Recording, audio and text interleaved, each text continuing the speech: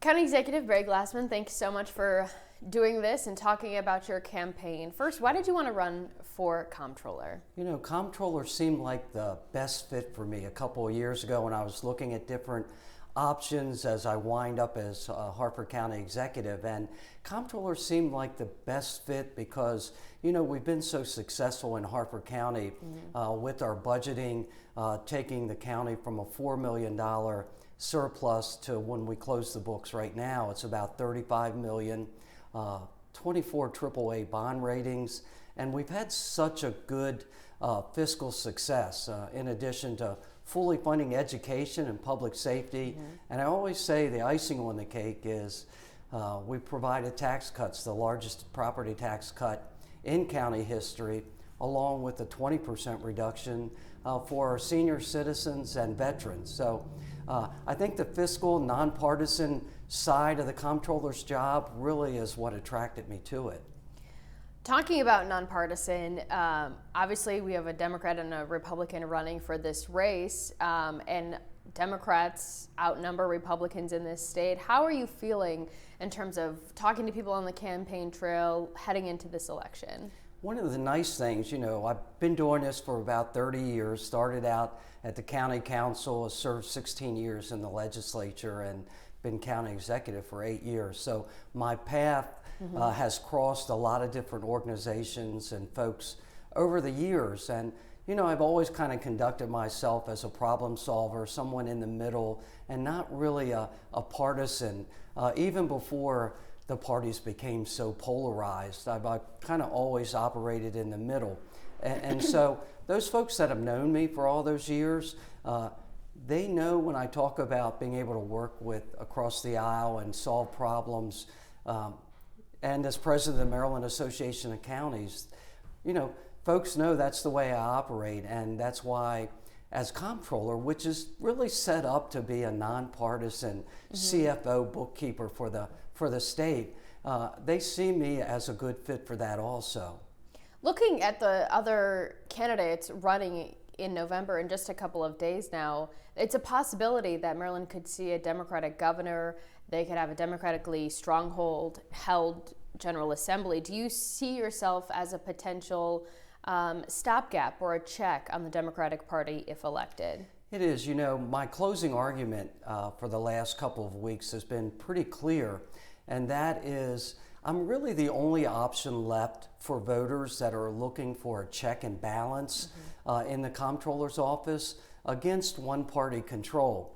And listen, I've served in a one-party state when I was in the legislature, and I think whether you're Republican or Democrat, it's not really the best way to govern. It's you know, it's usually more expensive and least effective. And so my really ask of voters, whether they're independent, Republican, or Democrat, is, you know, do you really want just a one-party control, or do you want someone that's independent, has really managed a state county? I'm the only local government official that's left in all the 6 statewide candidates.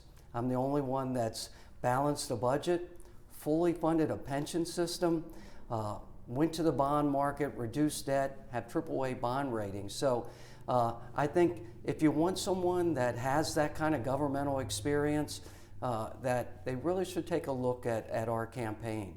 You got the endorsement of the governor. The Washington Post also endorsed you, and that endorsement sparked some conversation online, looking from Democrats who were frustrated with that. They said that the Washington Post article picked you just because the fact that you were a Republican.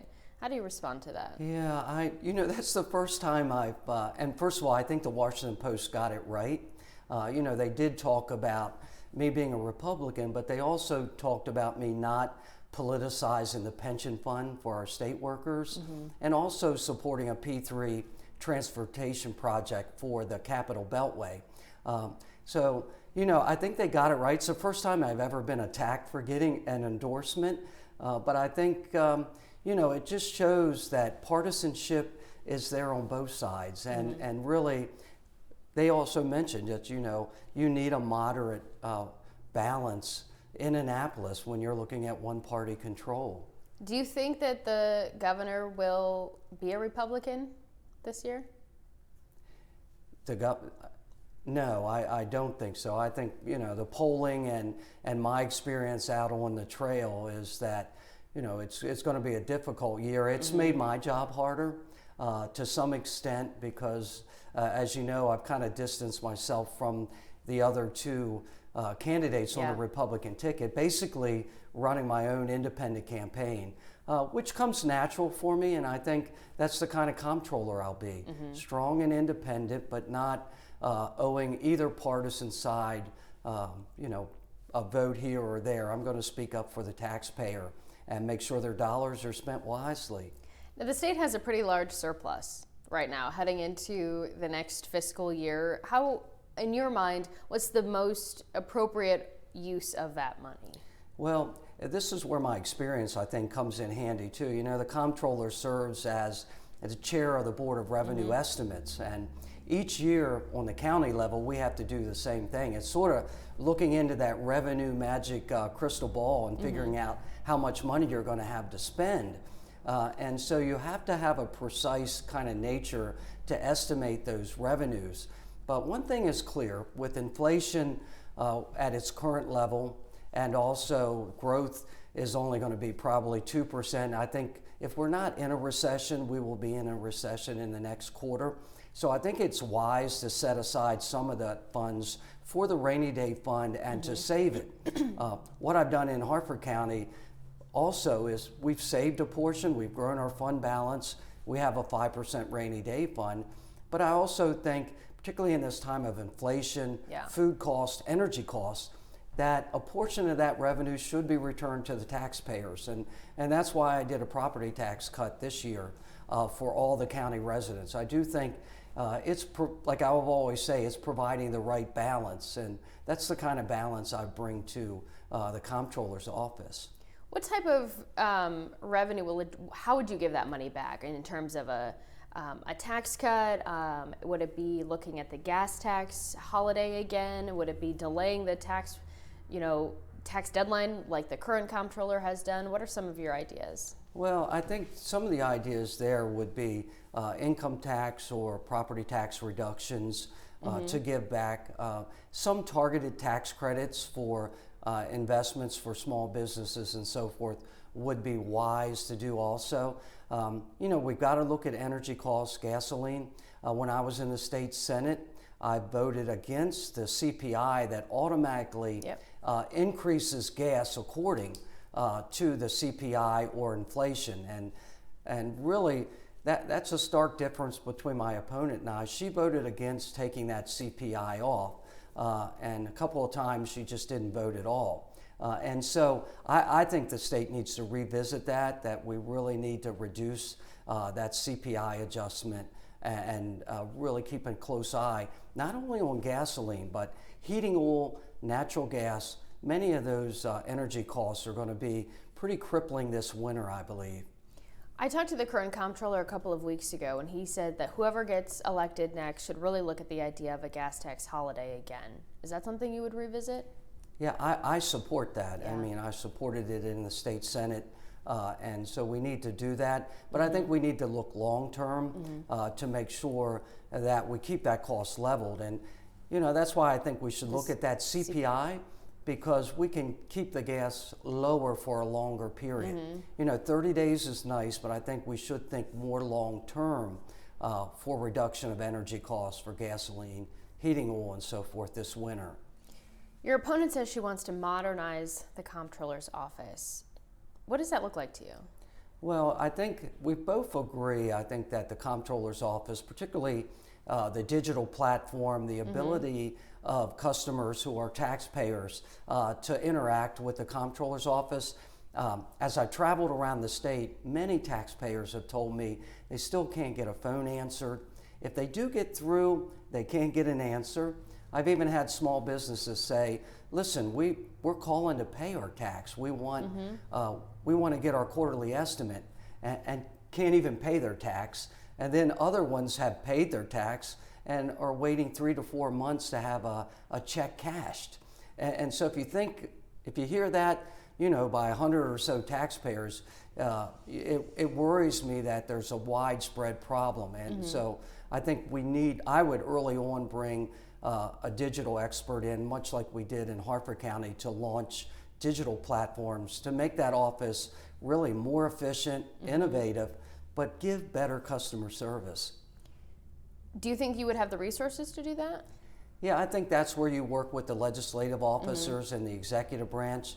And that's where my opponent and I differ somewhat. I mean, the delegate talks so much about budgeting, climate change, closing the equity wealth gap, and so forth. Those are all important issues, but they're not the job of the comptroller. The comptroller is really the fiscal watchdog for Maryland taxpayers. And so I would look at being a traditional comptroller and not really politicizing it or being a partisan either way, because I'm going to be in the middle representing the average taxpayer, not the House or the Senate or the executive branch.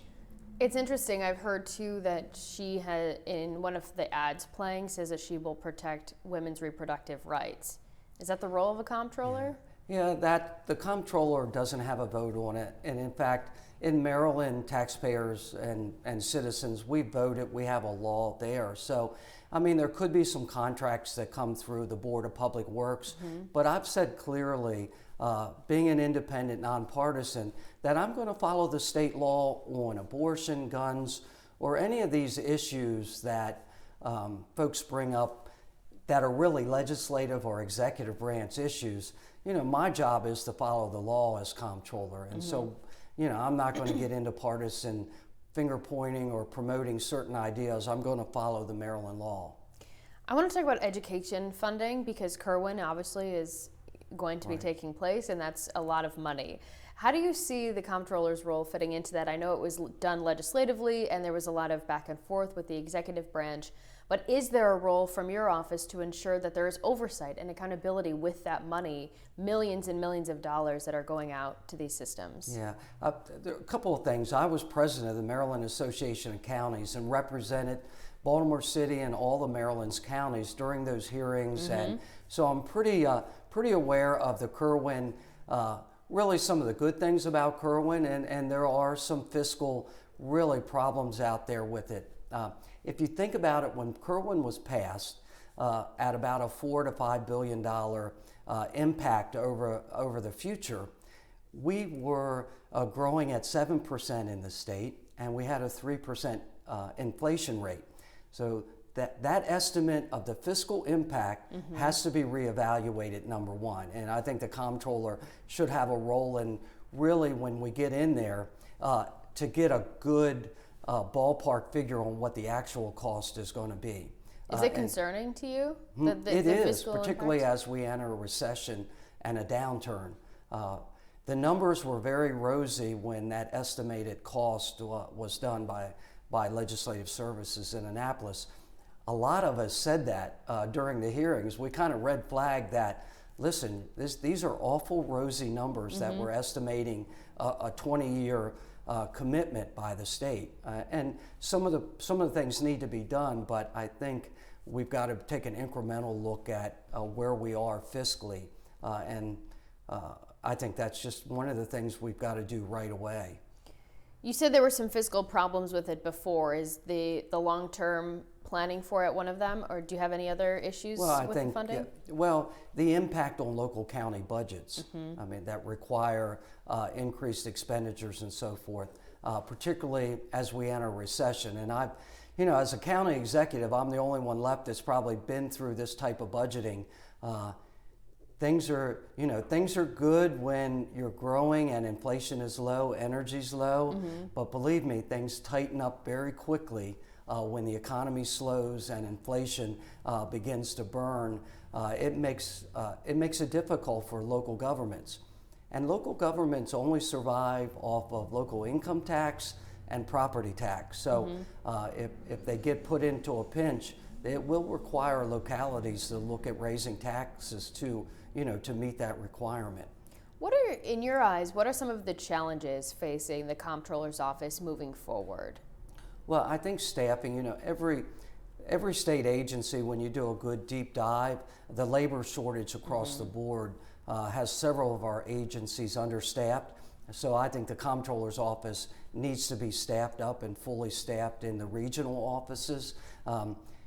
Digital and online programs are great, but senior citizens and some folks still would like to come in and talk to an actual person. And so that's a challenge I think we need to really do. The other is to make sure that the numbers are good that are coming in, particularly in a downturn, because also revenue estimating, as I mentioned, is a big part of the job. But you give that not only to the legislature, but Maryland counties also get a revenue estimate from the state.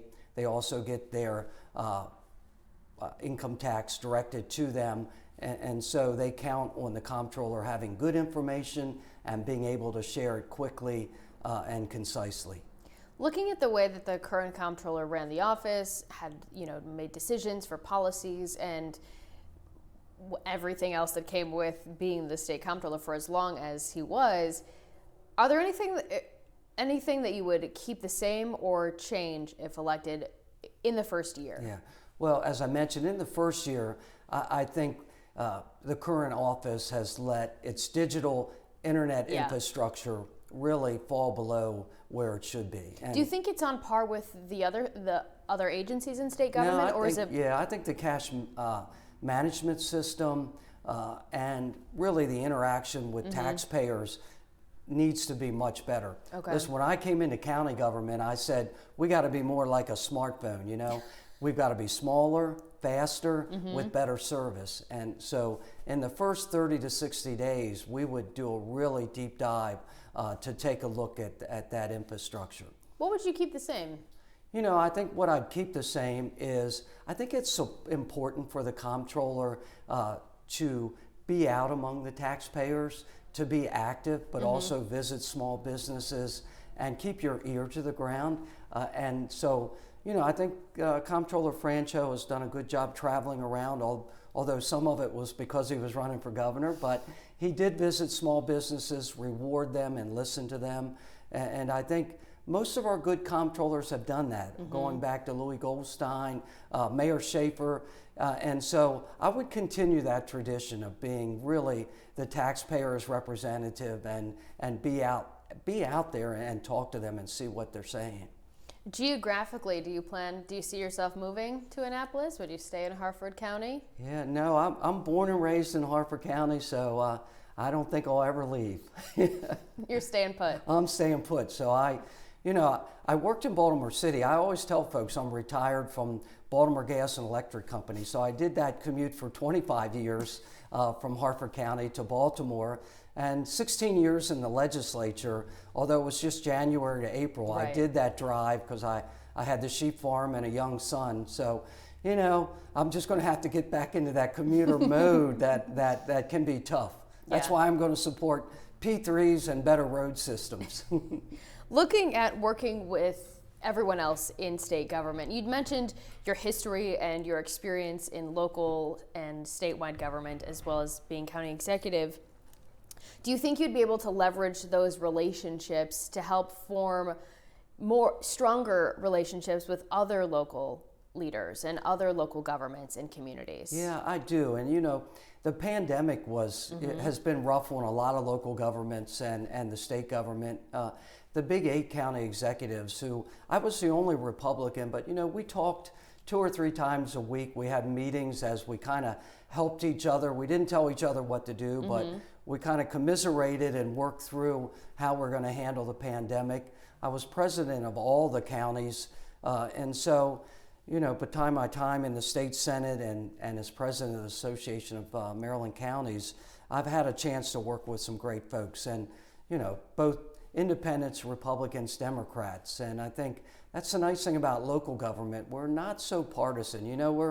We kind of get down to solving problems, whether it's water and sewer, roads. Those things taxpayers don't really care if you're a Democrat or Republican. They just want you to solve the problems. Middle of the road, that was the theme of the ad that you had with the governor. Right.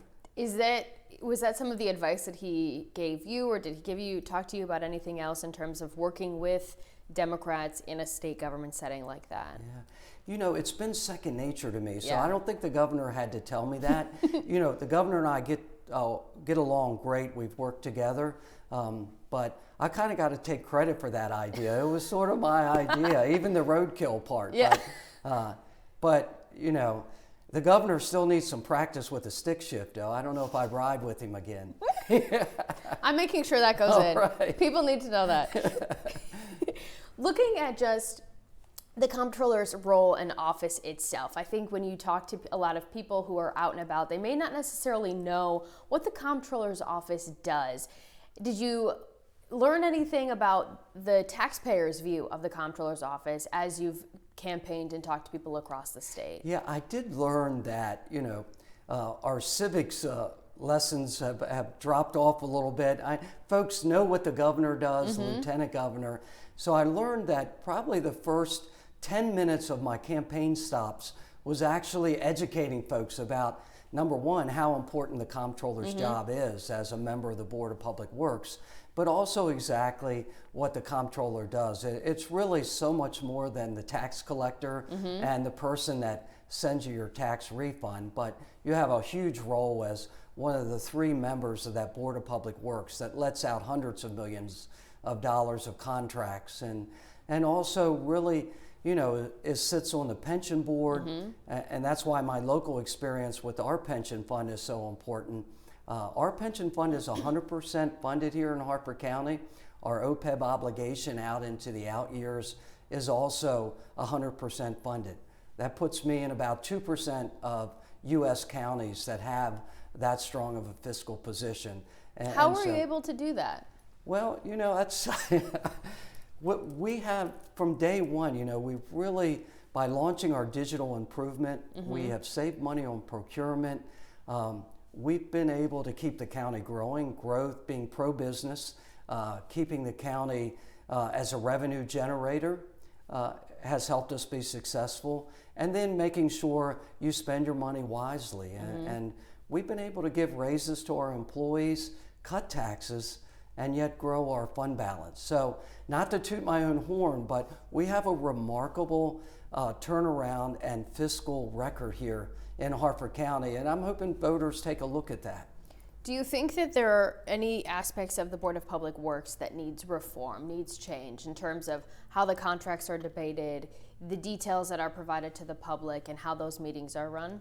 Yeah, I think transparency. There have been steps towards transparency. The board also has an opportunity to write different regulations. There have been some discussions over, particularly after the pandemic, about how much leeway we should give for emergency procurement. Yeah.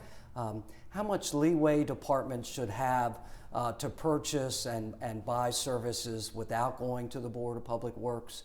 And also I would go back to the digital. I do think getting those contracts out to everyone, whether you're an MBE, a woman contractor, or a small business, part of the trick of getting a lot of good bids is making sure that you really fit into today's marketing and get those bids out to everyone to give them a chance. And usually that helps bring the costs down, but also gets more folks an opportunity to really share in those state contracts.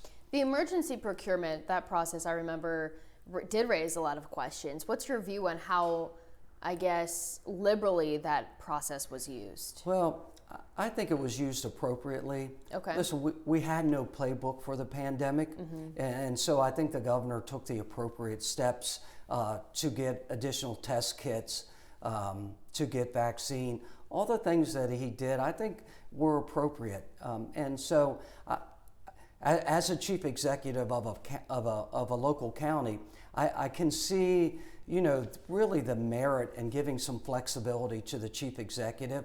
I do think the Board of Public Works would maybe want to get tied in a little bit earlier, get briefed, whether they need to approve it or not, to have a really kind of a preview of what may have to be done.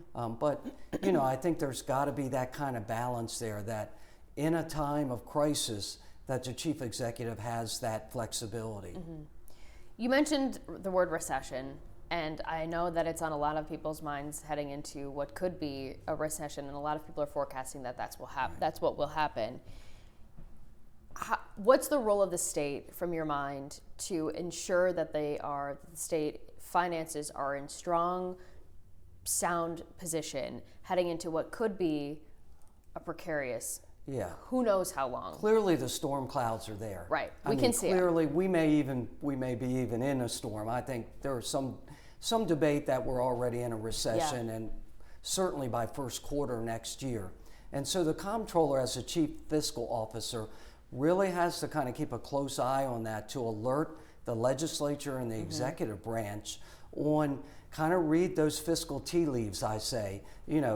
Keep an eye to see if in fact housing sales are down, receipts are down, and so you can give them a good number for what they have to spend. The new governor is going to have to do a budget right away. They're going to need to know, how much money they have to spend. There are many fixed costs in the state budget that are going to go up no matter what. And so you've got to be able to do that. Also, you've got to be careful with your debt ceiling, your AAA bond rating. The Harford County has a AAA, and so you have to look at your debt load, ability to pay your payments, and so forth. And so you've got to be a partner there and keep everyone alert. And sometimes you have to say, listen, we need to be careful. We may not be able to afford this right now. We have a nice surplus, but I've been in office before. When you see this kind of inflation, energy costs, labor costs going up across the board, those surpluses go very quick. They go quicker than they come, I can tell you that. Do you think that your opponent would do that, would read the tea leaves and sound the alarms, or do you think you would be in a better position to do that? Well, running a local county, and I just think the breadth of my experience, I have more experience actually doing that. I supervise 2,000 employees. I've been to the bond market. I've ran a pension system. So I just think I have a better breadth of experience to do those type of things. Last question. Voters are heading to the polls. Early voting is underway. Election day is coming up really quick. What's your closing argument to taxpayers and to voters as they make their decision in the ballot box? We would just say, I ask them to take a look at my record as a chief executive of one of Maryland's big 8 counties. My record of working with folks over the years for the last 30 years. But finally, it's when you go down that ballot, you really need to make, whether you're a Democrat, Independent, or Republican, you need to make that rational decision. Do I want one moderate check and balance in Annapolis, or do I want one-party control? My race is really boiled down to that. And so we want folks to look at that when they go down and say, it makes sense to have some balance or have a different set of eyes in the top 3 offices for the state of Maryland. County Executive Barry Glassman, thanks so much for joining us. Sure, good to be here.